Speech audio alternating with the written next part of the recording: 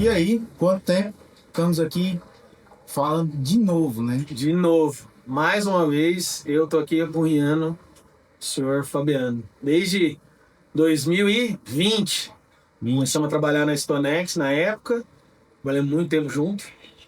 E aí, enche o saco dele no telefone, pede informação e liga e como é que tá? Porque o homem tem conhecimento, viu? Tem. Aí eu falei, não, agora ele parou de me atender, me bloqueou. Aí eu falei, vou lá na Grotinhos falar com ele agora. Mas espera aí, vamos lá. Antes de você começar a falar aí, você também sabe bastante coisa. Faz uma breve apresentação de você aí, Lucas. É uma pessoa que eu conheço há algum tempo, a gente trabalhou junto também nesse mercado de informação e de grãos, né? Mas aqui conosco também a gente está com o Leontino, que é um recém formado em agronomia, mas é aprendiz de feiticeiro aí dessa magia que a gente toca todo dia. Eu comecei, desde 2010 eu formei agronomia também, né? Formei agronomia em Goiás e fiquei muito pouco tempo no manejo. Trabalhei 9 meses na Bayer acompanhando um estagiário só para... Eu era o cara que batia as placas para ele, né? E precisava de alguém para bater as placas e não pagar, e me escolheu. E aí eu vim eu fiquei 9 meses nessa, e aí eu já fui pro mercado de precificação, fui para trading, né? Então em 2010 eu já entrei na Dreyfus. Então eu tenho 16 anos de carreira, dos 16 anos, 10 são com física, foram 5 anos de Dreyfus em Goiás e Rio Grande do Sul. Depois eu fui para Bung, trabalhei em Goiás e Paraná, e aí fui para Stonex em 2020. Uma época muito boa para você fazer uma transição, né? Porque era um mercado que eu não conhecia. Mudei em fevereiro de 2020, em março de 2020, pandemia, todo mundo vai para casa. Aí o Lucas me perde o bebê conforto da filha dele no meio da rua. Isso interessantíssimo, né? Porque não conhecia. A gente sabe, todo mundo tem filho, né? Sabe que o bebê conforto é o carrinho, você desconecta, né? Coloca no carro. Eu desconectei o bebê conforto, botei o bebê conforto e o carro. E deixou o carrinho. Ficou. Eu saí, perguntei pra minha digníssima: você pegou? Não, nem eu. Cachorro de 2 donos morre de fome. Dei uma volta, o que passamos ali não tava lá. Cheguei lá. Cadê? O cara da loja da frente falou assim: não, um rapaz de rua, uma pessoa de rua, passou aqui e levou pro reciclado. Falei, levou R$1.000 pro reciclado. Que bom. Obrigado por isso, né? E aí foi um período em que eu comecei a introduzir, eu tive a introdução nesse mercado de gestão de risco, precificação, mercado de entender efetivamente da onde que vem o preço que é pago pro produtor, né? Coisa que pro produtor é um negócio muitas vezes muito místico, assim, ó. Pô, como que a Agronorte paga R$115 por touro? Da onde que vem esse preço? Ela olha para onde? Como que ela constrói? Como é que o Fabiano constrói isso? Como é que os comerciais constroem uma relação de troca, né? Então eu sempre tive muita curiosidade para entender de onde vinha. E aí, já vindo da trading, vim para esse mercado financeiro, fiquei 5 anos na Stonex, tive o convite para ir para Amios. Amios é uma empresa de Londres, também trabalha com serviços financeiros, mas um pouco mais focado na parte de operações. E agora eu vim para construir a parte de consultoria deles. Olha, que beleza. Nada mais. Um pouco diferente, né? Ah, claro. Nesse meio tempo, várias histórias, né? E aí, a cada ano que a gente vê e passa, né? Eu sou um pouco mais recente nesse mercado, né? Você tá bem mais velho que eu, viu, Lucas? Não só de idade, né? Eu sou igualzinho carro de prefeitura. O ano é bom, mas a latinha judiadíssima. Mas a gente brinca que nesse mercado um ano é um grau a mais na faculdade do conhecimento. Então, e a gente tem um ponto aí também, né, Fabiano, que não tem informação para isso. E um detalhe também, cada safra é uma safra, cada safra tem uma dinâmica e isso envolve os preços. É daí que vem os preços, de uma expectativa, de um indicativo de câmbio, de um indicativo de Chicago, de um balanço de oferta e demanda que ninguém vai contar exatamente quantos milhões de toneladas tem, mas todo mundo tem em si uma ideia. E em cima disso que o mercado trabalha, né, nas expectativas. A grande magia do trabalho é transformar muita coisa que chega em algo que é palatável para quem está ouvindo. Então, o mais difícil é pegar todas as informações que acontecem ao mesmo tempo no mundo globalizado que a gente vive e transformar em algo que a pessoa fala, pô, isso serve para mim em Palmas. Isso serve para mim em Guaraí, serve para mim em Porto Nacional, serve para mim aqui onde eu estou inserido. Pô, a China mudou a formulação da ração, tirando um pouco de farelo e colocando mais produtos que ela tem mais acesso, trigo ou o milho. Legal. Como isso influencia no preço que vai ser pago em 2026 para o produtor que produz aqui a 50 km de Palmas? Esse é o grande desafio do nosso trabalho, é transformar o que é difícil e complicado e muito solto em alguma coisa consistente para o cara poder trabalhar. Bom, já viu, né? Quem é o dono do conhecimento. A gente fala sempre de um... Mas isso é experiência. Tu vê que um movimento pequeno faz um efeito gigantesco. Há 5 anos atrás a gente teve um problema de fitossanitário lá com o rebanho suíno que mexeu completamente o mercado. Um ano depois teve um movimento de Covid que completamente mexeu na oferta, ou na demanda, no caso. E anos subsequentes aí de laninha e seca no sul e na América do Sul, você traz outra volatilidade para esse mercado, né? Então, e fora questões internas brasileiras, principalmente logística, né? Acho que a pessoa que tem a dona da logística, ela sente isso mais na pele. Hoje é um negócio, um ativo, né? A gente estava até conversando sobre isso, né? Uhum. Logística é um ativo. Quando você vai fazer um pacote de barter, você inclui o que para o produtor?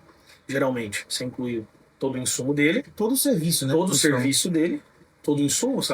Alguns, principalmente no sul, né? Onde tem muitas cooperativas, elas colocam óleo diesel, colocam tudo isso onde o produtor... que ele vai precisar para a próxima safra. E agora ele está, ao longo do tempo, principalmente dos últimos 5 anos, introduzindo duas coisas importantes que estão sendo valorizadas no mercado, que é o quê? Logística e armazenagem. Lugar.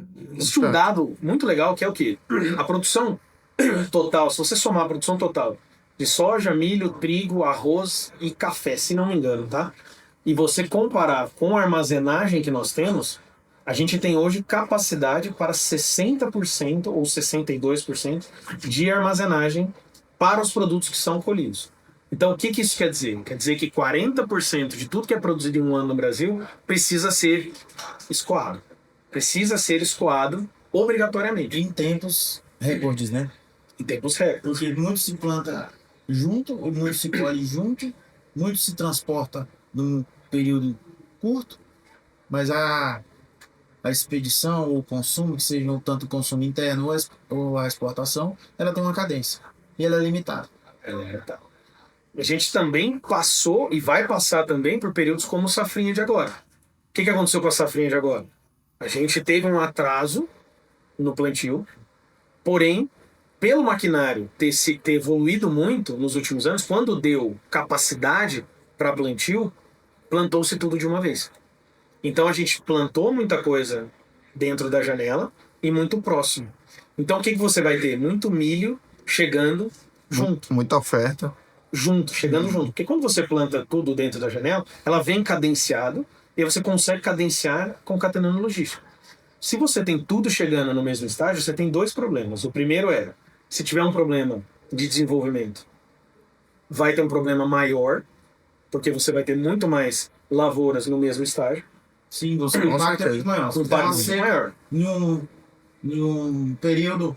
Um pendoamento, no enchimento de grãos, alguma coisa, você vai ter muito mais problema. Bem como o contrário também é verdadeiro. Se der tudo bem, vai dar também. É o que aconteceu esse ano. Que é o que aconteceu esse ano. Deu uma safra gigantesca. Eu tô vindo de Goiânia, né? Eu rodo, trabalho mais na região do Goiás, e o Goiás ainda tem chuva até agora. Para nós também. Em algumas regiões aqui do estado do Tocantins,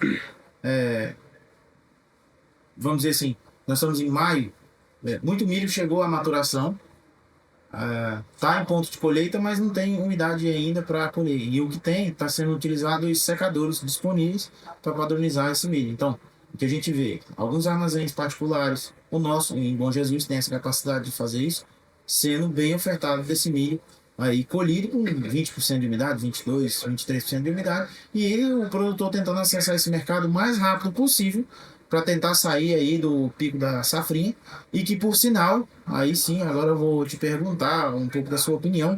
A gente sabe muito desse custo logístico do Brasil, principalmente quem está muito no interior, e o que aconteceu no Goiás na safra de soja, né? Que envolveu um pouco de ferrovia, custo terminal, essa coisa toda que acabou precificando a soja um pouco mais baixo. Sim. E o impacto nisso, no milho, é muito maior. Porque a mesma tonelada de soja que o saco custa 110, você vai ter uma tonelada de milho que o saco custa R$ 50, mas o frete é o E mesmo. o frete é o mesmo. Então, eu queria que você desse um Panorama. panorama disso daí, porque a minha opinião é a mesma, Lucas. O custo logístico vai ficar caro, vai ser no pico da safrinha vai ser penalizado. Qual é a estratégia que eu tenho visto das trades? Estão alongando as compras. De que forma? Pensando que a exportação de soja vá mais para frente, que é o que vai acontecer, porque não tem essa capacidade para esse tanto de soja que precisa ser exportada para poder nivelar e balizar o mercado interno no segundo semestre. Porém, você tem um milho que vai disputar espaço logo em seguida. Sim. Então, disputar um espaço num armazém, disputar um espaço numa pré-limpeza e futuramente num porto. O que eu vejo o movimento do mercado externo, né, da exportação? Alongando as compras aí para outubro, novembro, dezembro.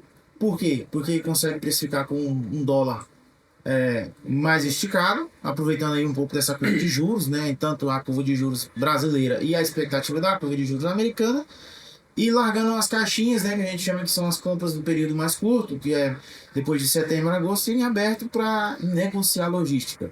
Eu não sei se vocês têm essa mesma visão ou compartilham ou tem algo para falar sobre isso. Eu acho que a construção da mudança em relação à logística, em relação à produção, ela vem mudando muito rápido nos últimos anos. Se você pensar nos últimos 5 anos, a gente introduziu no Brasil 50 milhões de toneladas de soja. Então, eu estava até comentando agora com uma colega aqui o seguinte: como é que funcionavam os bases anteriormente? A gente tinha muita soja entrando no primeiro semestre, e aí você tinha um basis muito baixo, porque tinha frete subindo, etc. Quando chegava no segundo semestre, sempre foi assim. Você tinha bases melhores, ou seja, preços melhores. Ou seja, quem tinha capacidade de carregar soja para o segundo semestre, geralmente ganhava dinheiro. E isso era uma regra. Antes de 2018, 2019, isso era uma regra. Hoje, o que acontece? Nós temos 170 milhões de toneladas de soja aqui, juntamente com 120 milhões de toneladas dos Estados Unidos, sendo que de lá vem 60 e nosso vem 115 milhões sobrando, tirando o esmagamento de 55, 56 milhões. Ou seja, se você pensar como um chinês, né, como que você seria, qual seria o seu ritmo de compra de commodities que você precisa? Muito lento. Hoje o chinês ele está sentado num trono e está escolhendo aonde que ele vai comprar. Quanto mais a gente tiver certezas, mais o mercado se regula. E vai precificando. E vai precificando. Tanto que hoje no Brasil a gente usa muito a B3 para fazer hedge de milho. Porque o Brasil é muito ligado ao mercado interno. Sim, claro, até porque boa parte da produção ainda vai aumentar, né? E vai que aí aumentar. é outro assunto que a gente vai comentar aqui, que é das etanoleiras, né? Que era onde eu ia chegar. Que é o quê? Para onde a demanda de soja tem para ir? Não a tem. maior parte é in natura, grão, para a China. Exato, mas ela é 100 milhões. 100 105. milhões, ela é limitada. E nós esmagamos 56. Nós temos um estudo que até 2030 a gente vai colher no Brasil, estudo da FAO, se não me engano, 206 milhões de toneladas De soja. de soja. Aí a pergunta é, 36 milhões a mais do que hoje. Eu acho que chega até antes. Para onde vai? Precisa ter um aumento na mistura, no biocombustível. Precisa ter uma boca de saída. Precisa ter uma boca de saída. Só que a boca de saída do milho, ela tá aí. Por quê? Porque as indústrias de etanol, primeiro, elas estão rodando com menos da capacidade total e elas estão com uma margem muito grande hoje, margem mais alta, muito grande, mais alta de ganho. Então a rentabilidade de uma indústria de etanol é maior. Então quando eu sou um produtor e olho para a soja, eu falo, pô, não tenho para onde mandar. Quando eu olho para o milho, eu falo, pô, se crescer o milho, tem para onde crescer a demanda. E aí que a gente chega no ponto de, será que o produtor vai começar um movimento? Aí a pergunta que até eu faço para vocês, então no físico, porque, né, não vou só responder. Será que o produtor vai fazer um movimento de deixar um pouco de plantar soja e plantar milho verão? Pela produtividade versus preços, juntando, pensando nessa rentabilidade, ou nessa rentabilidade que a indústria do etanol pode ainda trazer para o milho? Ou esse movimento de troca de área, vocês acham que ele não deve existir? Eu Coisa a acredito se pensar. não, eu acredito que o mercado se autorregula. Tá? Claro. E eu vejo muita demanda para esse milho verão. Uhum. Nós estamos falando do milho que é, no geral, nas 3 safras brasileiras, 126, 122 O milho total. milho total. Isso. Você vai chegar um pouquinho mais, Uhum. mas é isso aí. É 90, Tá. 100 milhões de Isso tem um toneladas. consumo Tem um consumo de 81, 82 por ano. e uma exportação de 35, 40 nessa faixa aí. Nessa então faixa. o mercado de exportação sempre vai ser o piso. Isso. É isso aí. Então eu costumo falar, até comento muito com o Leontino, que o produtor que abre a boca para falar que vendeu o milho para exportação, ele fez o pior negócio que ele poderia fazer vendendo para exportação. Porque ela é um mercado pequeno dentro do Brasil perante o mercado interno. Né? Então, mas ele não deixa de ser um referencial de preço e o piso do preço. Não faz sentido. Qual é a conta que o produtor vai fazer, que eu vejo? Vai começar essa conta, vai começar a ser startada, vai ser nos insumos. Qual é o calendário? De semente de milho. As sementes de milho são negociadas aí logo após o plantio da primeira parte da soja, vamos dizer assim, aquela soja que colhe, que tem janela para plantio, aí você é negociado semente de milho. Mas tem uma semente de milho que não é negociada, que é aquela que é no mesmo período que é semeado a soja. Sim. E aí a gente começa nas sementeiras, aí a gente passa para o fertilizante, porque é uma época que não demanda muito nitrogênio. Às vezes o mercado está sobreofertado, então eu acredito que esses movimentos vão partir mais do custo do que da própria venda lá na frente. Concordo. Tá? Acho que faz As, sentido. as fábricas de etanol que vão utilizar esse milho, né, elas vão sempre estar no mercado e a conta dela é totalmente diferente do que uma fábrica de ração ou de uma granja de ovos ou uma granja de suínos, enfim. A conta dela é o quê? O etanol, o EDG e o serviço dela de fazer esse processo todo. Então, eu vejo que enquanto houver essa liquidez, eu acho que o produtor deve pensar em trocar a área, mas muito mais ligado a insumos. Se o custo ficar dentro da realidade, para que ele possa vender futuro de uma forma que ele possa garantir preço como a soja, eu acredito sim que ele vai começar a fazer esse exercício. É novo? Eu acredito que no Mato Grosso o movimento até maior por conta da disseminação das fábricas. Eu acho que as fábricas ficaram estrategicamente bem posicionadas. Sim. E logo você tem assim, o Mato Grosso é um país, né? Sim. Dentro do Brasil de produção de grãos, se a gente for passar assim. Então, você tem regiões que no Mato Grosso que choveram bem, outras não choveram, então você tem lá uma indústria que tem um milho que está 3, 4 reais mais caro, porque a região dele não consegue, mas ele tem uma outra região que tem o milho disponível, um pouco mais barato, mas ele não vai ficar sem trabalhar. Né? Concordo. Então eu vejo, minha opinião sobre isso é que vai partir muito mais do custo. O início da conversa, dessa troca de relação, vai ser o custo versus o preço que ele consegue travar futuro. E uma coisa que você falou importantíssima é que o mercado se autorregula. Por quê? Você se lembra daquele movimento? Quanto que era a relação entre sorgo e milho histórica? Normalmente é 25%. 30%. Isso, 25%, 75%, né? O preço do sorgo é 75% do milho, do preço do milho. Isso subiu muito. Subiu para 85%, chegou a ter 0 a 0, mas não é o padrão. Por que o sorgo subiu tanto de preço? Porque o milho, você lembra, encareceu demais. Você comentou uma coisa aqui importantíssima. Exportação, a paridade de exportação é o piso para o milho, assim como a paridade importação é o teto. É o teto. Então, exportação é o piso, importação é o teto. O milho não vai infinito, o milho vai até o preço que um milho da Argentina entra no Brasil e chega no interior. Certo? Então, quando você tem a precificação desse milho para esse cara, né, na estabilidade, ele começa a olhar para essa para esse ganho do etanol, e ele tem muito mais abertura para dar preço. O que a gente viu esse ano? A gente viu as indústrias de etanol, quando o milho estava 32 para 2026, a indústria de etanol pagou 44 em alguns momentos. Por quê? Porque é a mesma coisa das indústrias avícolas. Não importa o quanto de hedge você faça, em algum momento você tem que comprar milho, porque o pintinho tem que comer. Sim. Então, em algum momento você tem que liquidar isso, você não consegue rolar a posição. Ah, vou rolar minha posição. Não, você precisa do milho. De Então, fato, executar e colocar dentro da e fábrica. colocar milho. Então você precisa colocar milho dentro da fábrica. Então, esse range, né, esse spread que ele tem entre o que a paridade de exportação está pagando versus o ganho financeiro dele em rentabilidade, isso acaba também tornando o mercado um pouco mais imprevisível. Por quê? Pô, beleza, tá 32. O produtor começa talvez a se acostumar a falar assim, pô, mas será que daqui a pouco uma indústria de etanol não vai entrar e vai pagar 40? Será que não? Vou esperar um pouco, vou esperar eles precisarem de milho para esmagar, para eu poder vender meu milho. Então a esperança, né, de que tem um player que pode ser mais agressivo pode fazer com que o farmer selling ande muito menos.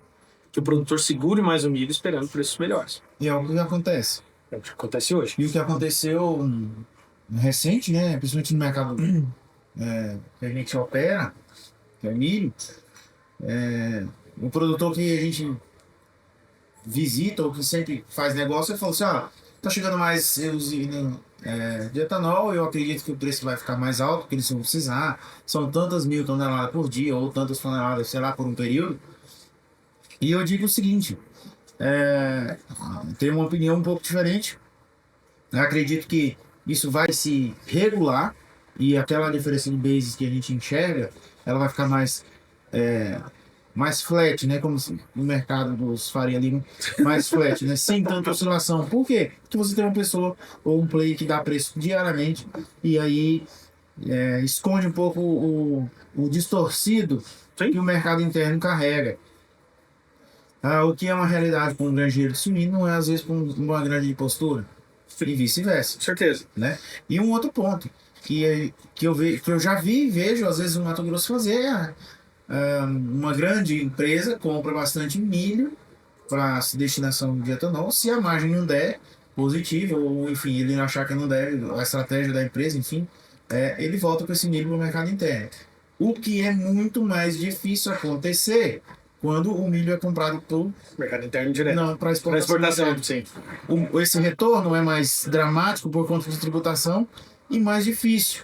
Porque isso envolve uma multinacional, normalmente as multinacionais é a que fazem a exportação de milho, sim, em que decisões precisam ser tomadas com muita gente envolvida, né? E aí a empresa que compra para o mercado interno, ela consegue fazer esse start muito rápido, essa tomada de decisão muito rápido, e acaba virando um grande concorrente do produtor nesse movimento aí. Eu concordo com você. E quando você falou da base do preço na exportação, acontece igual na soja.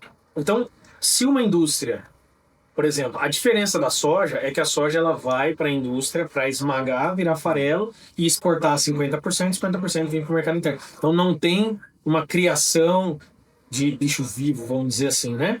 Não tem uma criação de ave, etc. Então você não tem uma necessidade, naquele momento, de alimentar um bicho que daqui a um dia ele vai morrer. Se, o que aconteceu nos últimos 3 anos, 2021 a 2024, a paridade de exportação, vamos supor que ela era 120. A paridade de esmagamento, às vezes dava 135. Se você tem uma situação dessa, você acha que o esmagamento vai te pagar 135 ou 120? Ou 121? E sempre vai tentar pagar próximo da paridade. E eu acho que aí entra muito no que você falou. Que o mercado interno, mesmo ele tendo talvez uma margem um pouco maior em alguns momentos, ele vai sempre buscar comprar na paridade se a safra for uma safra cheia. Então, claro. Então vezes ele vai realmente ganhar. Faz total sentido, até porque um ponto importante que você tocou aí, uma fábrica dessa, ela não tem nenhum animal para tratar, ou ela não faz isso. Né? O que ela faz? A conta dela do custo operacional dela e o produto que ela compra e o produto vendido, que são os outros produtos vendidos, já industrializados, e coloca aquilo no mercado. E tem um detalhe, porque a coisa que está bem aquecida, olhando para esse esmagamento, é o óleo, né? Há 2, 3 anos atrás, aí 2, 3 safras atrás, a gente teve a Argentina que trouxe um movimento do farelo de soja para dentro do Brasil. Sim. Então a gente via no Rio Grande do Sul empresas pagando muito mais acima da paridade de exportação, justamente por causa disso, porque existia a demanda, foi migrada, né? Que seria da Argentina, e veio para o Rio Grande do Sul, onde é uma dinâmica completamente diferente. As indústrias estão muito mais próximas do porto, né? Que é bem parecido com a Argentina. Então é o seguinte, ela consegue processar a soja e fazer a expedição muito próximo do navio, né? Que não está tão no anterior. Então, você tem realidades diferentes, em pontos diferentes e situações diferentes. Mas eu vejo muito isso na indústria do etanol, que ela vai fazer essa conta, porque naturalmente ela compra isso para o mercado interno. Sim. Toda empresa, se você reparar ao longo da história, toda empresa começou no Rio Grande do Sul. A maioria que veio para o Brasil, ela tentou iniciar no Rio Grande do Sul. Por quê? Porque é um mercado muito deles. Não tem exportação, por exemplo, entre estados. Não tem. Você tem o porto no Rio Grande do Sul, você tem as esmagadoras no Rio Grande do Sul, os produtores no Rio Grande do Sul. Claro, você vai ter, por exemplo, quebrou a safra de verão do Rio Grande do Sul. Você vai ter uma competição pelo milho do Centro-Oeste, tributado para levar para as avícolas do Rio Grande do Sul, Paraná, Santa Catarina, Santa Catarina. Sempre um déficit de milho, né? Então, a autorregulação efetiva é o que faz com que, efetivamente, o preço do milho suba ou caia. Né? Então, isso é básico. Mas a indústria vai estar sempre buscando fazer o melhor negócio para a indústria. Então, se o esmagamento tiver como pagar R$20 a mais do que ele está pagando, ele só vai te pagar esses R$20 se efetivamente houver uma necessidade ou um estresse de mercado. Ou um estresse de mercado. Fora muito isso, muito mais ligado no físico. Muito mais ligado no físico. Sempre ligado no físico. Nada de estratégia. Não. Mais no físico. Totalmente no físico. Preciso esmagar. Por exemplo, fiz um frame lá fora que eu preciso vender. Eu vendi X mil toneladas de farelo de farelo de soja por mês. E o produtor não está vendendo, mas eu preciso cumprir o meu compromisso. O que eu faço? Aí eu entro no mercado, compro um pouco mais caro e etc. Para quê? Para manter os meus compromissos. Faz sentido fazer isso hoje em dia? E não tem acontecido por quê? Não, tem muito excesso de oferta. Exato, tem muito excesso de oferta. Então o produtor também tem que pagar suas contas. Então há aquela briga do seguinte: quem vai jogar a toalha primeiro? É o produtor que precisa pagar a conta? Ou é a trading que precisa comprar, esmagar e cumprir os compromissos? Mas um cenário que tem muita oferta, a trading está com o cajado na mão. Ela tem uma vantagem. Ela tem uma vantagem, tem o cajado na mão. Por exemplo, o óleo de milho, ele tem competido muito, ele compete muito no Goiás com a soja extrusada. Né? Ela é utilizada, os preços eles são utilizados para o mesmo fim. Então o óleo de milho, que é um óleo especial, ele vai muito competindo, porque a gente tem um cliente que faz soja extrusada. Então, mas é um mercado, um nicho muito pequeno. Um ponto que a gente tem visto é o DDG, né? O DDG, ele é o Raul, falo que ele é o Raul do Real Madrid, ele é a eterna promessa, né? O DDG todo mundo espera que em algum momento ele venha a impactar o mercado de alguma forma, conforme o esmagamento para etanol vá aumentando, mas pelo que nós conseguimos enxergar, ainda não tem um movimento de impacto nos preços do óleo do farelo de soja, por exemplo. Quando você fala do DDG competindo no farelo de soja. Ainda é um mercado muito pequeno. Mas acredito que se a gente tiver expansão, daqui a pouco a gente possa vir a ter no consumo do mercado bovino ou de mercados que compram, né, farelo para ração, compram ração, a gente possa ter um impacto, mas eu vejo isso só é uma construção, acredito que vai ser à medida que for aumentando as ofertas. Exato. E a gente agora está falando em mercado bovino, né, a gente está entrando no aumento no suprassumo dos abates, né, que vem para maio, né, agora entra o período seco, claro. O cara se projeta para abater o máximo que ele pudesse, tem um aumento de 10% a 15% dos abates. Até porque vem reposição, né? E aí vem a reposição agora. Reposição. E aí a gente entra também no que a gente falou sobre a extensão das chuvas. Mesmo um cara que colocou os abates por 10 a 15% a mais normal, porque ele vai colocar em reposição, ele vai conseguir colocar mais a pasto. Porque o pasto vai aguentar mais esse ano. Mas eu acredito que a estratégia nem é tanto essa de aguentar mais tempo. Qual você acha que é? Mas é a estratégia de ter mais reserva para começar antes do período chuvoso no outro ciclo. Entende? A fazenda passar nesse período Você vai ter um período menos curto, né? com ofertas de forragem. Você vai ter mais curto, né? O período de... fica sem forragem pra quando você vai ter o período Porque aí chuvoso, sim você dá início, né, para um ciclo mais cedo, tentando pegar aí sair do maio, os abates que seriam tipo a safra. Sim, você consegue dar uma diluída, né? Você traz para fevereiro. Sim, você consegue bater antes e pensar na Antes um frente. pouco, né? Bom, vamos comer do peixe, né? Vamos, bora. Aí é para isso.